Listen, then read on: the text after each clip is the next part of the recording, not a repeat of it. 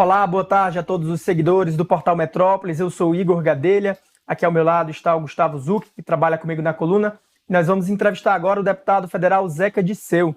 Ele, em 2023, vai para o seu 4º mandato como deputado federal, é do PT do Paraná e será o líder do Partido dos Trabalhadores, o partido do presidente Lula, em 2023, o primeiro ano do governo Lula. Deputado, muito obrigado pela entrevista. E eu queria começar perguntando, a gente tem visto aí que o Arthur Lira é o nome praticamente favorito para a disputa, a reeleição na presidência da Câmara, com vários partidos, incluindo o PT. O que está sendo negociado? O que o PT deve ter de espaço? Qual é o pleito do PT para a mesa diretora e para as comissões da Câmara? Prazer estar aqui, Igor. Cumprimentar Gustavo, cumprimentar quem está nos assistindo.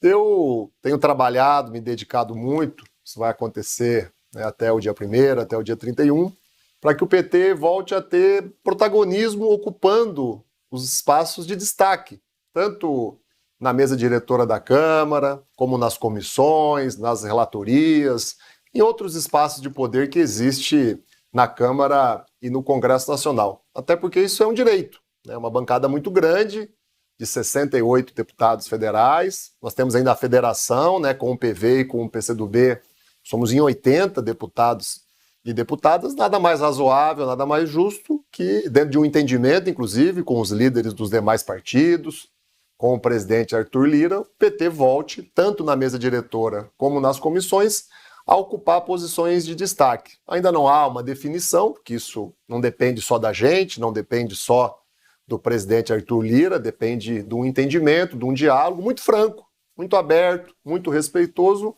que está sendo feito entre todos os partidos, daqueles que vão inclusive compor, já compõem a base de governo, junto com aqueles que estão ainda independentes e até mesmo com aqueles que estão na oposição, por razões óbvias, mas que precisam ser respeitados, tem que ter lá também o seu espaço de atuação. Mas o PT tem alguma preferência, até para o Gustavo seguir na próxima pergunta, a presidência da CCJ, que é a Comissão de Constituição e Justiça, sempre é um cargo muito estratégico por ser a principal comissão. O PT vai pleitear também a presidência da CCJ? Quais são as preferências do PT? Eu acho, o Igor, que não só o PT, mas qualquer outro partido grande, sonha em ter a vice-presidência da Câmara, a primeira secretaria, né, sonha em estar lá presidindo a CCJ. Esse ano vai caber a Câmara dos Deputados junto com o Senado, né, a Câmara relatar o orçamento, né, da União. Então são posições importantes que, claro, algumas delas, não todas, a gente já tem clareza disso, né, pelo entendimento, pelo acordo, algumas delas vão caber ao PT. Mas é muito difícil eu precisar aqui, eu adiantar qual delas será. Eu acho que nem o Arthur Lira sabe qual será de cada partido, como, né, o líder lá do PL, dos demais partidos, também ainda não tem. Agora, o que está muito bem pactuado, nós não vamos fazer disso uma disputa sangrenta, nós não vamos fazer disso uma disputa de traição, de puxada de tapete, né? O momento exige os ataques que a nação sofreu no dia 8, né, os ataques aos 3 poderes, os ataques à Câmara dos Deputados, exigem de todos nós muita calmaria nesse momento, muita serenidade e um espírito de quase que unidade interna lá, não é para estar ao lado ou não do governo ou estar ao lado ou não do Arthur Lira, é para defender a instituição, o Congresso Nacional, a casa do povo brasileiro. Então eu estou defendendo, estou atuando, estou me guiando, estou dialogando com a bancada nesse sentido, para que a gente faça as coisas no maior diálogo possível, com a maior transparência possível entre nós, sem puxada de tapete, sem manobras de última hora, e aonde cada um, proporcionalmente, é claro, ocupe o espaço pelo tamanho que tem, que a população determinou nas urnas. Líder, primeiro, boa tarde a todo mundo que está assistindo a gente. Boa tarde, líder, obrigado pela entrevista. Queria entender um pouquinho com a estratégia do PT ao apoiar o presidente Arthur Lira na reeleição, né? O PT tem, como o senhor falou, 68 deputados, juntando todo o bloco de oposição, tem mais de 80, junto à federação, tem mais de 80 deputados, juntando a oposição chega a 100, juntando com o MDB, PSD e União Brasil, que são os partidos de centro com cargos no governo, tem um número expressivo na Câmara dos Deputados, e vai apoiar o presidente Arthur Lira. Quando a gente conversa nos bastidores, sempre se fala muito na questão da governabilidade, né? Nós vamos apoiar Arthur Lira porque ele dará ao presidente Lula governabilidade. Mas, ao mesmo tempo, nos últimos 2 anos, o presidente Lira fez movimentos que prejudicaram a oposição, prejudicaram o PT. A gente lembra a mudança de regimento, que tirou ferramentas importantes da oposição, do PT, enquanto oposição ao ex-presidente Jair Bolsonaro. E agora a gente vê a possibilidade de um acordo de Arthur Lira colocando o PL na primeira vice e até a gente deu na coluna o nome do deputado Sóstenes Cavalcante, que é um ferrenho opositor ao presidente Lula. Queria entender essa estratégia de apoiar a reeleição do Lira, inclusive um presidente da Câmara que tende a concentrar poder no grupo dele e inclusive tendo um vice que pode ser um ferrenho opositor, que significa não apenas ter controle de sessões na Câmara, mas também de sessões no Congresso, onde o presidente Pacheco costuma deixar para o vice do Congresso, no caso o vice da Câmara, o comando das sessões. Queria entender um pouquinho e por que o PT não se articula até para enfrentar o Arthur Lira de uma maneira mais, não vou falar interessante, vou falar uma maneira mais forte, uma maneira mais significativa até para o próprio eleitorado. Acho que num momento como esse, é importante a gente olhar um pouco o que aconteceu nos últimos anos, nas últimas legislaturas. O PT já tentou, inclusive, fazer isso em alguns momentos e se deu muito mal. Se deu muito mal por quê?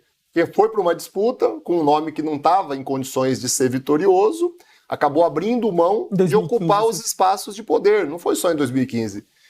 Teve outros momentos. Claro que o ideal, e eu me dedicaria a isso, é o sonho da nossa militância, da nossa liderança política, é que ao longo desses últimos anos, alguma liderança do PT tivesse acumulado poder, relação política dentro da Câmara o suficiente para chegar agora e se apresentar como um candidato viável.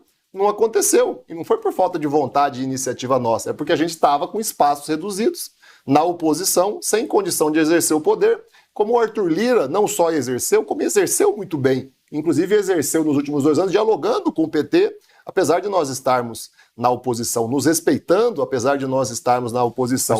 No dia da eleição, o Arthur Lira foi a primeira autoridade importante do país que reconheceu a vitória do presidente Lula. E o presidente Lula valorizou isso, tanto é que foi a casa, a residência oficial da Câmara dos Deputados, conversar e dialogar com o Arthur Lira. Ele teve um papel decisivo na aprovação da PEC, teve um papel decisivo agora na aprovação da intervenção federal na segurança do Distrito Federal. Agora, o que está por trás de tudo isso? Das movimentações, desse xadrez político? É importante que o cidadão saiba. Nós queremos que o país volte a crescer, volte a gerar emprego, nós queremos erradicar a fome, nós queremos retomar os programas da educação, da saúde, o Minha Casa Minha Vida, o papel dos bancos públicos. É um processo muito grande de transformação que é possível, que a gente sabe como fazer, que a gente já experimentou nos nossos governos, que precisa ser retomado e que jamais vai avançar se a gente não tiver ali dentro do Congresso ocupando os espaços de poder. Então, não há por que o PT arriscar, não há por que o PT entrar numa aventura com tanta coisa importante para a população em jogo, dependendo do Congresso Nacional. Então, o que está por trás é um pouco isso, é viabilidade, e o grau da responsabilidade que a gente tem que ter diante dessas tarefas que a gente tem condição de cumprir e entregar ao país. É por isso que o PT adotou a estratégia que adotou. Não é porque é a do nosso sonho, é aquela que está pragmaticamente... Não é dos sonhos do governo e do disponível. PT à presidência da Câmara, então. Faço esse juízo, sabe? Eu acho que não é uma questão de ordem pessoal, sabe? Ali há um xadrez, uma composição... Política, E é um equilíbrio de forças.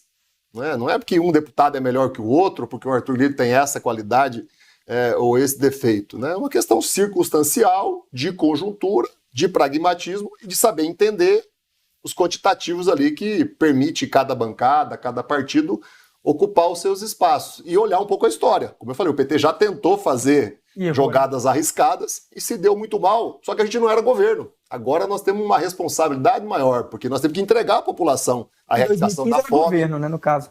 Em 2015 era governo com a Dilma Rousseff, deu no que deu ali quando ela lançou o Arlindo Quinaglia. Líder, nessa montagem de governo, o presidente Lula, obviamente, no presidencialismo de coalizão, tentou atrair alguns partidos para a base, como PSD, MDB e União Brasil, que não estavam apoiando ele na eleição. Mas ficaram alguns ruídos, né, ali, principalmente no União Brasil, que terá 3 ministérios da cota do partido. Esses partidos, o senhor acha que vão conseguir entregar os votos que prometeram, tendo 3 ministérios, por exemplo, União Brasil? O senhor acha que o União Brasil conseguirá entregar os votos da maioria da bancada, os votos que o governo precisa no Congresso Nacional? E se eles não entregarem os votos, o que o senhor defende? Um reposicionamento ali dos ministérios, de cargos ou de nomes? Como é que o senhor avalia essa situação, sobretudo do União Brasil? Olha, é muito difícil medir isso, que a legislatura nem começou, né? A nova legislatura é dia 1º de fevereiro, mas para mim uma coisa é certa: esses partidos vão entregar votos, como entregaram, inclusive, com a legislatura passada, na aprovação da PEC e agora na aprovação da intervenção federal.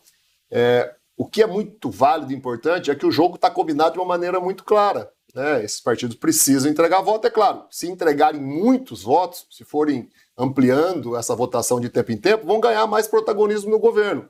Se não entregarem, ou entregarem pouco, ou entregarem menos do que era a expectativa, né, talvez não tenham um protagonismo tão grande. Isso foi bem combinado. Isso foi bem combinado, né, entre os partidos, entre quem está lá como ministro, entre o governo federal. Então eu não acredito que vá ter estresse, eu não acredito que vá ter conflito, eu não acredito que vai ter problema, porque as coisas foram muito bem combinadas, muito bem estabelecidas. Mas quando o senhor fala que eles podem perder o protagonismo, perder os cargos, por exemplo, mudar os nomes que estão ali? Eu torço, acredito e vou trabalhar, e vou até ajudar, se eu puder, para que eles entreguem os cargos. Eu não vou ficar fazendo aqui, né, uma previsão pessimista. Agora, a vida é dura, né? Às vezes dá certo, às vezes dá errado.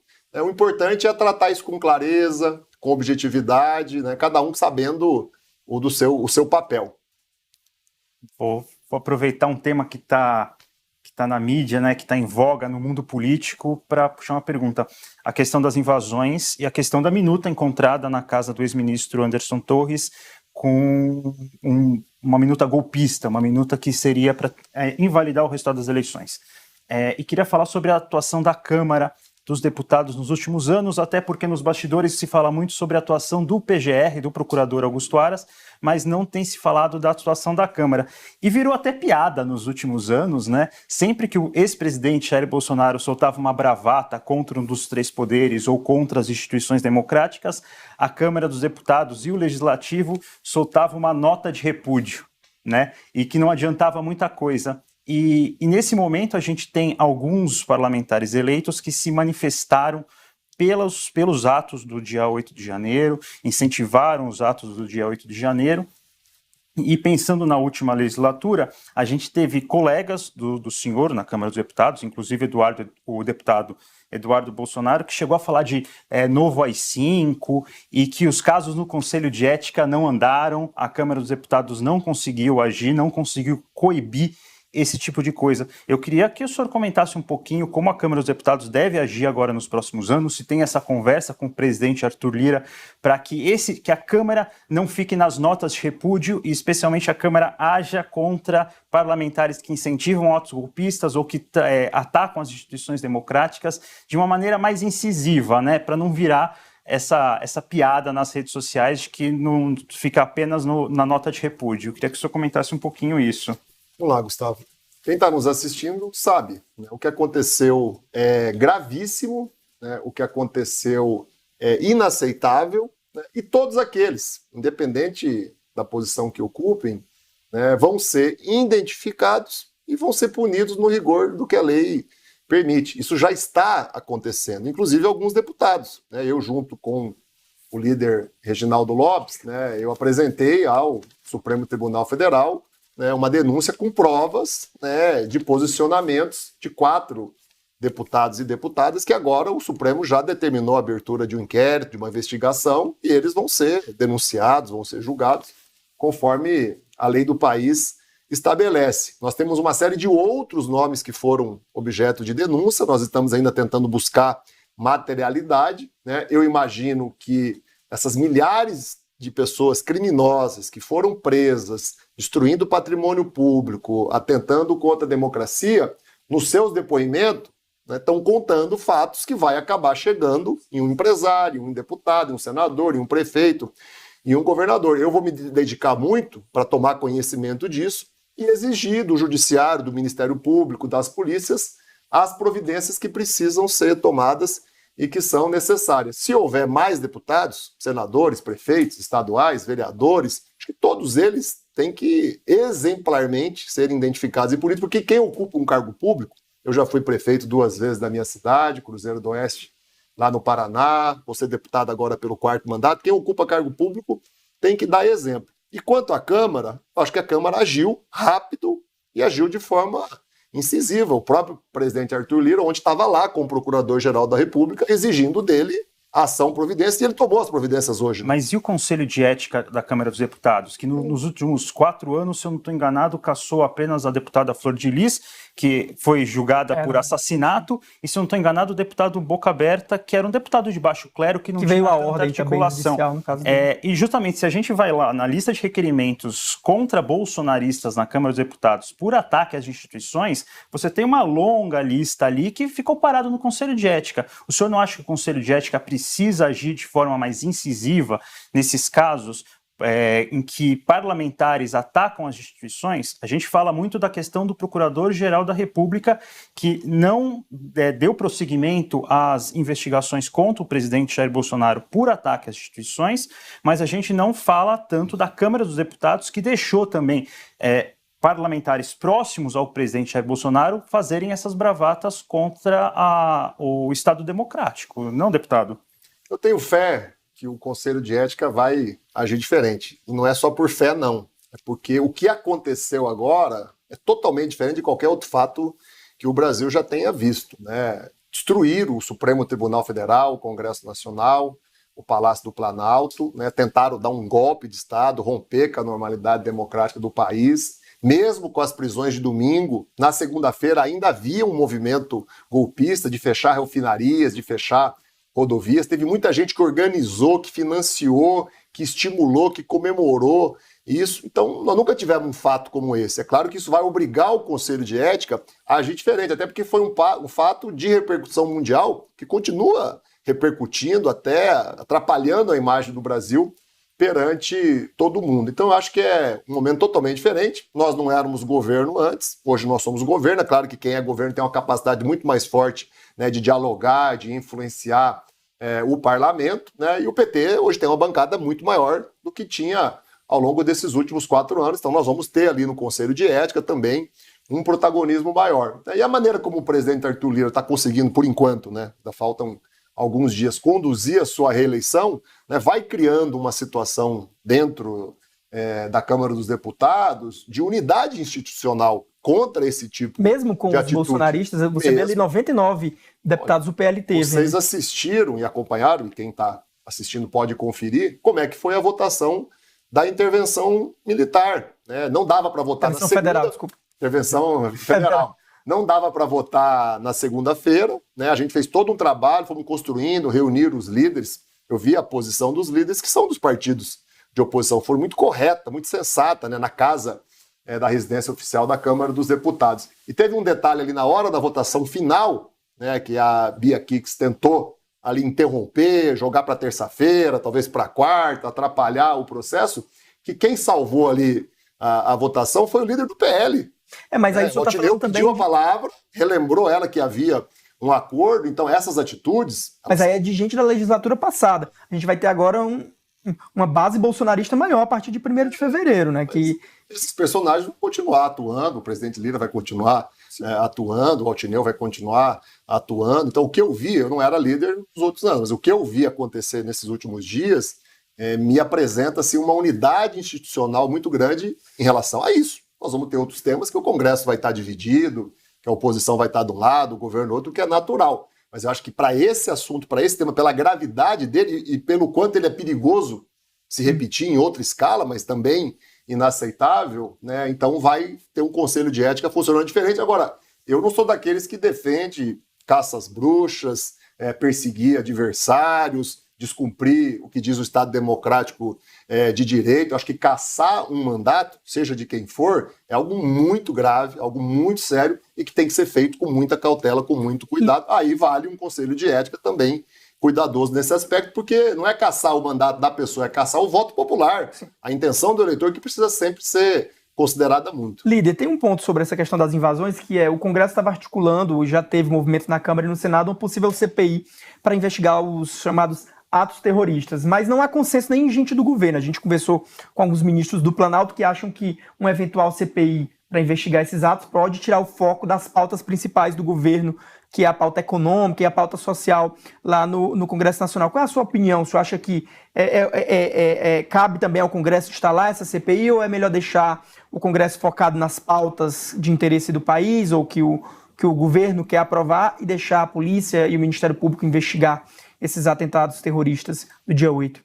Nós tomamos uma decisão na bancada do PT, junto ainda com o líder Reginaldo, com a minha liderança agora nessa transição, de adiar um pouco essa decisão e até adiar esse debate para poder se focar nessas coisas mais prioritárias, né? Então, eu, claro, vou seguir aquilo que a maioria, né, da bancada decidir, determinar. Eu sou um funcionário deles ali, sou um operário ali daqueles 68 e mais os 80 da federação. Mas eu tenho uma opinião, já coloquei na bancada, coloquei dentro do governo, que a gente tem que ter muito cuidado, muito cautela e tem que observar o que está acontecendo. Vou dar aqui um exemplo. Se as polícias estiverem cumprindo todas as suas tarefas e suas obrigações, identificando, fazendo os inquéritos, apresentando as denúncias, se o Ministério Público estiver cumprindo seu papel, se o Judiciário estiver cumprindo na plenitude seu papel, como me parece estar cumprindo até agora, a Câmara vai fazer a mais? Onde que a Câmara vai avançar? No Conselho de Ética, talvez.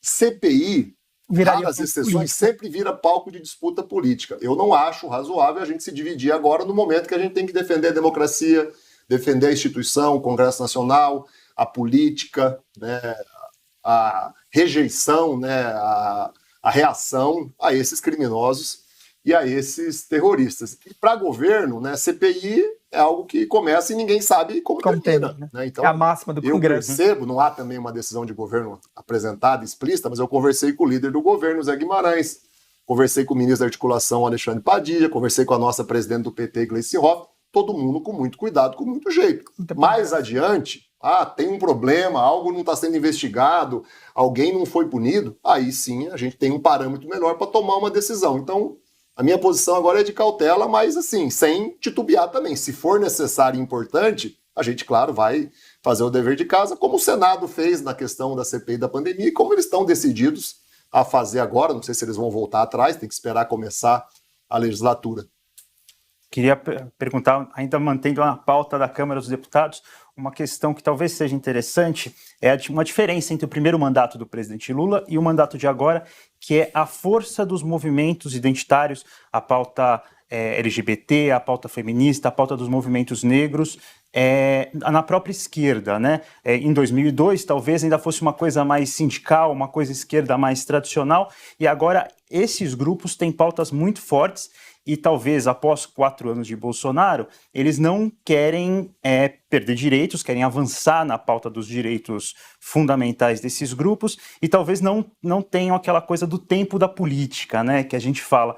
Como que o PT na Câmara vai lidar com essa situação? Com grupos querendo avançar em direitos ao mesmo tempo que tem o tempo da política. E mais do que isso, o PT na Câmara vai defender certos temas, vamos falar assim, mais ideológicos. Tem a questão do aborto, mas tem uma série de outras pautas que a gente pode botar na lista aí que são importantes para esses grupos. Movimento negro, movimento LGBT, movimento feminista e até mesmo os povos originários, né, que também tem muitas questões a avançarem no Congresso, mas tem essa coisa, tem o tempo da política também. Como lidar com essa situação da necessidade de avançar nessas pautas em um tempo da política?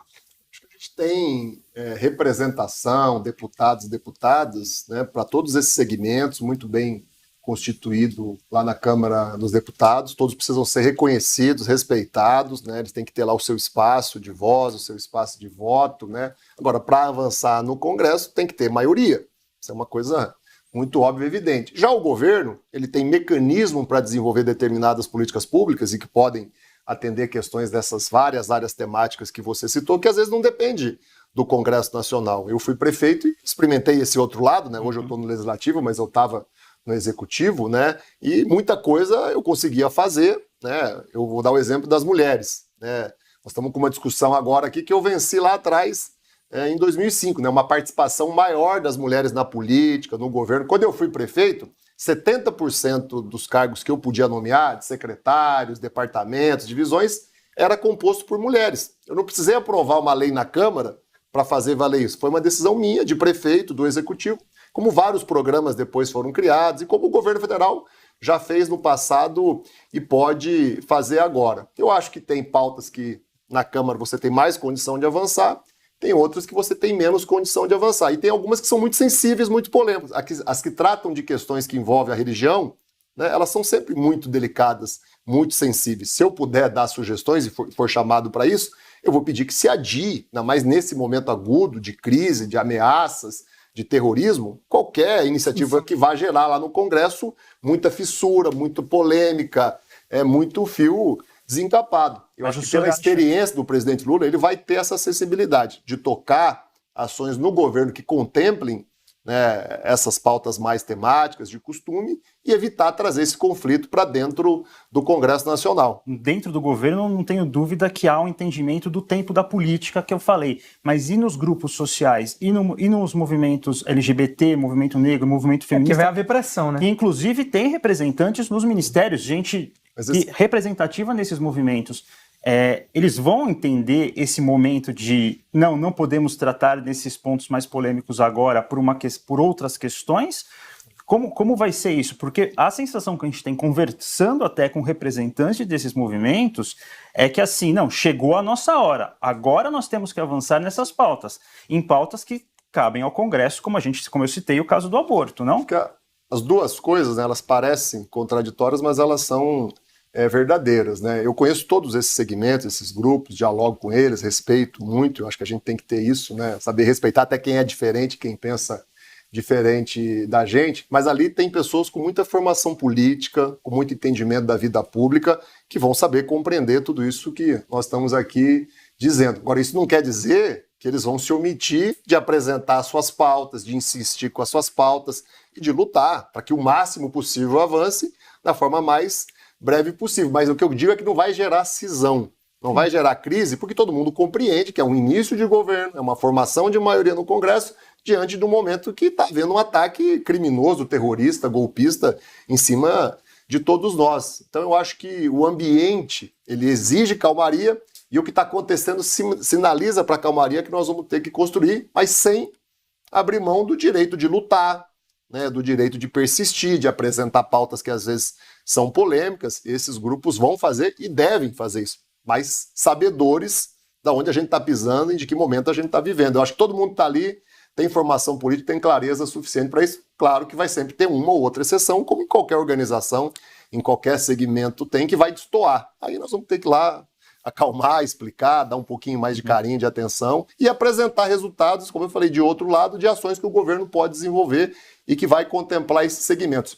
Só a maneira como o Lula formou o governo, a quantidade de negros e negras, a quantidade de mulheres. Ontem eu fui na posse da presidente do Banco do Brasil, é uma coisa maravilhosa. Você vê lá as mulheres negras ocupando o poder, ocupando espaço. Então eu acho que isso já contemplou muito e já deu sinais, provas, né, clara do que vai ser esse governo e do quanto que esse pessoal vai ser reconhecido. Líder, já caminhando um pouco para o final, eu queria perguntar para o senhor, o Lula fez a campanha, essa campanha de 2022, prometendo não ser candidato à reeleição em 2026. Logo que ele assumiu, um pouco antes ali, já tinha gente falando nos bastidores, o Lula, ele disse que não vai tentar a reeleição, mas ele é o candidato natural do PT à reeleição em 2026. O próprio Rui Costa, ministro da Casa Civil, já defendeu isso publicamente. O senhor, como uma liderança do PT, seu pai é uma liderança do PT também, o senhor vê o Lula como um candidato natural à reeleição? O senhor acha que é o momento de ele passar a bola para outro nome do PT? E se não for ele, que outro nome o senhor vê hoje com chance de ser o sucessor de Lula? O Lula é grandioso, é a maior liderança política que o Brasil já viu, vai sempre ser um nome muito lembrado, independente do que ele diga, independente de qual é a intenção dele, né, como candidato à presidência da República. E eu acho que não é o momento de decidir nada e nem de priorizar, né, esse debate. Ele vai se dar depois do governo avançar, depois da formação da maioria no Congresso, depois das eleições municipais. Se fala também pela questão da idade do Lula, dele que está mais velho. 2026. Não, mas eu não acho que isso é um ele fator de exclusão. E eu acho que ele está correto, né, em ter esse cuidado, em abrir oportunidade para outras lideranças. Quando ele traz figuras dessa grandeza, né, do Rui Costa, do Fernando Haddad, do Camilo, da Simone Tebet, da Marina, do Flávio Dino, eu vou cometer pecado aqui que eu deveria falar 10, 15 nomes, ele está dando uma demonstração clara que ele não tem medo de concorrência, que ele não tem nenhum tipo de receio. Estimulando a concorrência para ele ser o único de consenso também. Eu acho que ele não tem esse receio, sabe, de ver outras grandes lideranças políticas se apresentarem para o país e crescerem, né? O decorrer do governo vai demonstrar, claro, com mais detalhes, isso que eu estou dizendo. Mas o Lula tem essa grandeza e tem, ao mesmo tempo, a segurança de quem ele é, o que ele já passou, o que ele já enfrentou, né? Não tem figura política no mundo que tenha experimentado o que o Lula experimentou, né? Governar um país como o Brasil 2 vezes, disputar tantas eleições presidenciais, fazer a sucessora se reeleger, né? Ele preso, quase fazer o Fernando Haddad presidente em 2018, e depois ele conseguir, né, provar que o seu processo foi ilegal, anular o processo e voltar a ser presidente contra o contexto que ele enfrentou, não é pouca coisa, né? Então isso me dá, para mim, eu acho que dá para o Brasil, muita segurança e muita garantia, né? Então você acha que ele pode ser candidato? Pra gente não ter angústia do que vai acontecer daqui 4 anos. Não, eu acho que é muito cedo para estabelecer. Mais do que isso, o PT... Vocês, é claro, tem que estimular e fazer isso, mas para nós é muito cedo fazer esse juízo, dar esse sinal. O PT vai ter candidato. A tendência do PT é sempre ter um candidato na chapa majoritária. Todos os partidos, né, até para serem respeitados, precisam ter um candidato, tem que apresentar um candidato, seja para prefeito, para governador, para presidente. Conforme chega próximo da eleição, é claro, você avalia, faz pesquisa, mede, porque o senhor falou alguns nomes aí que não são do PT, mas fazem parte do governo, né? Mas o PT governa alguns estados e em muitos outros estados o PT abriu mão, apoiou um outro candidato, né, acabou compondo. Mas a presidência é diferente. Isso é da vida. Se um dia o PT tiver que fazer isso, porque é necessário, porque não há uma outra opção mais positiva, é claro que, como já fez em prefeituras, já fez em governo do estado, vai fazer. Agora, que o PT vai continuar sendo um partido muito grande, com lideranças muito fortes, e tendo Lula como o carro-chefe que representa, né, e que aparece nas pesquisas liderando, eu não tenho dúvida que isso vai acontecer nos próximos 4 anos. Isso já nos dá uma certa tranquilidade, uma certa garantia, com todos esses cuidados que eu falei ao longo da entrevista aqui, que a gente precisa ter, e que eu vou, é claro, ouvir a minha bancada, ouvir cada deputado e deputada para conduzir, e vou sempre ouvir o governo. E quando puder dialogar com os demais partidos, com a oposição, com o próprio presidente Arthur Lira, eu nunca vou deixar de fazer isso, porque eu acho que o momento exige. Gustavo, quer fazer a última pergunta e pode ser sobre a sucessão do PT também, se quiser? Eu queria fazer justamente a pergunta sobre a sucessão do PT, né? O mandato da presidente Gleisi Hoffmann encerra no final do novembro, ano, né? Novembro. E o senhor faz parte de um grupo mais majoritário no PT, né? O CNB, o Construir Novo Brasil. Queria saber um pouquinho do senhor como é que está essa questão da sucessão da presidente, se já tem algum nome para suceder ela que o senhor apoie, que o senhor veja como uma possível liderança nova para o PT. Se ela vai tentar reeleição, de repente, né? Nem se ela sei tenta reeleição, a gente fala muito até que ela pode assumir um cargo no ministério após terminar o mandato dela, né? Como que está essa disputa, como que o senhor vê essa questão? Olha, aconteceu tanta coisa nesses últimos anos que a gente não teve tempo de respirar e de pensar nisso. A prisão do presidente Lula, a vigília, a nossa luta para anular os processos, depois a campanha eleitoral nos padrões que ela se deu, com fake news, com financiamento ilegal, e agora tudo que aconteceu na transição, né? O derrotado não aceitando a derrota, e depois, né, os ataques no dia 8 aí, não nos deu tempo. Acho que não é só eu, não, acho que ninguém do PT conseguiu, acho que nem a própria presidente Gleisi, nem o presidente Lula conseguiram parar e pensar. Agora, isso vai acontecer no PT como sempre aconteceu. Com muita disputa, com muito debate, com muito acordo, com muito entendimento e com muita divisão que depois acaba criando uma unidade. Não vai ser um processo simples, não vai ser um processo fácil. E eu acho que quando o presidente Lula, né, convence a presidenta Gleisi dela não virar ministra, dela continuar no PT, é porque ele também tem clareza do quanto que esse processo é delicado, é complexo e é difícil. Mas agora a gente vai ter tempo para fazer e preparar ele. Um ano todo aí. E tem, do mesmo jeito que tem para disputar a presidência da República, no PT tem muita gente qualificada, preparada, com experiência para dirigir o partido, mas eu não vou arriscar falar nomes aqui para não começar a antecipar um processo disputa, né? Que é daqui a um ano. Se eu não quero antecipar nem o processo da disputa ali interna, né, na Câmara, imagine dentro do partido. Bom, o Metrópolis entrevistou o deputado federal Zeca Disseu, vai ser o líder do PT na Câmara em 2023, primeiro ano do governo Lula. Deputado, muito obrigado, sucesso na liderança. Fiquei feliz de estar aqui. Um abraço a todos que estão assistindo aí.